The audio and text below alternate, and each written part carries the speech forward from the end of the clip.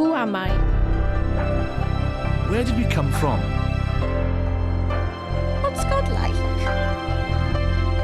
If he does exist, does he really hear me when I pray? Would he want to meet me? Why do we suffer? Where can I find hope? God is closer than you think. God is closer than you think.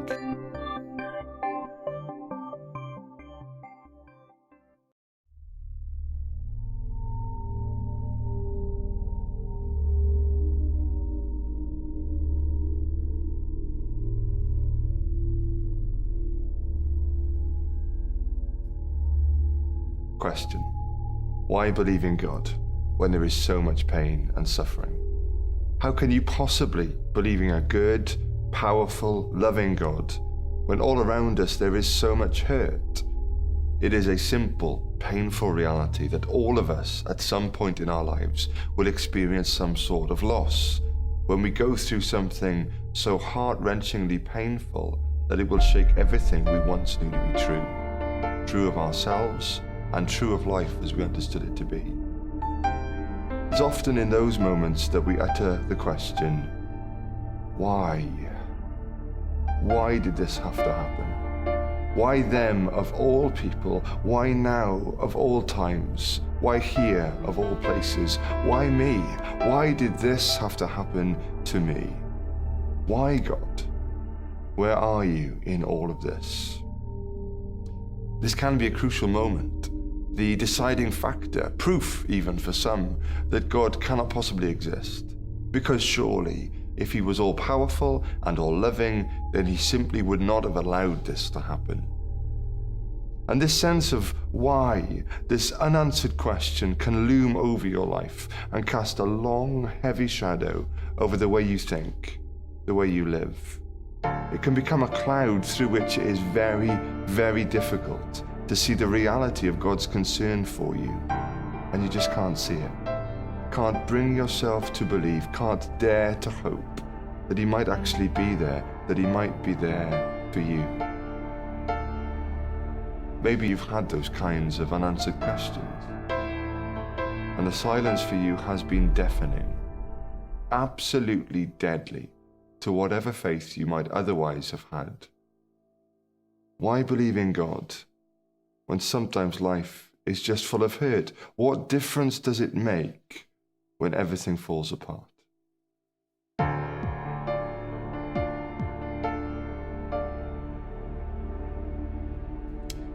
The scriptures contain a collection of ancient songs or psalms, prayers that God's people have always clung on to in good times and bad. One of them, Psalm 46, says this: God is our refuge and strength, an ever-present help in trouble. Therefore we will not fear, though the earth give way, and the mountains fall into the heart of the sea. The Lord Almighty is with us. The God of Jacob is our fortress. Refuge, strength, ever-present help in trouble. You see, faith in God has never been some sort of holy insurance policy against pain or loss. Faith doesn't always promise us rescue from trouble, but it does always hold out the promise of refuge in the midst of trouble.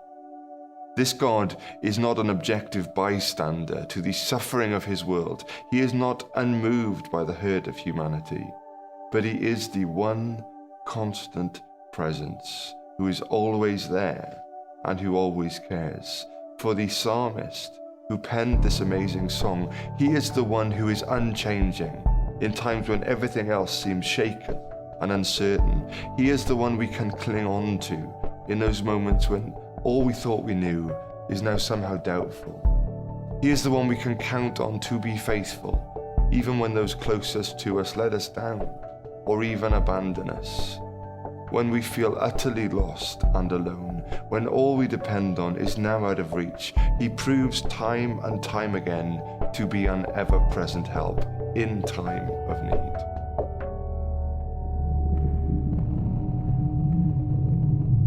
The first thing was the noise. It started as a deep rumble, then kept getting louder like a huge jet aeroplane flying low overhead. Nobody really knew what it was, but the walls of our classroom started shaking. We just got back from assembly and we're just taking the register. Suddenly, everyone went deadly quiet. The noise was overwhelming. I remember looking out of the window and seeing this black wall coming at the school like a thick, dark tidal wave of mud and rocks. It smashed straight through the windows and didn't stop or even slow down. Tables, desks, we were all just swept along in its path. I remember the horror on my friends' faces. Some of them were dragged down underneath. And the next thing was the silence. Aberfan 1966 was one of the worst mining disasters in Welsh history.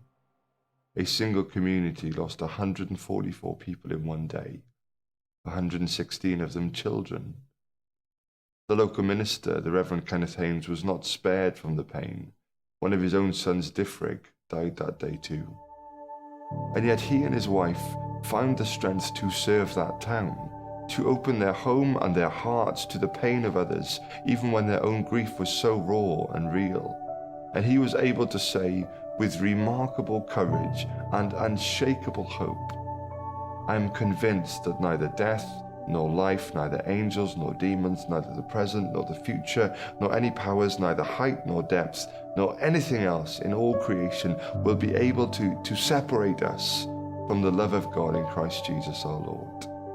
It is fair to say that his faith may not have spared him from disaster, but it certainly did save him from despair.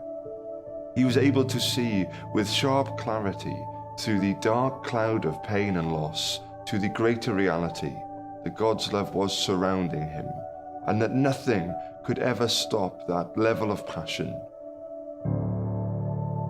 When one of my own children hurt themselves, I find myself instinctively saying this to them over and over again. I know, I know, I know.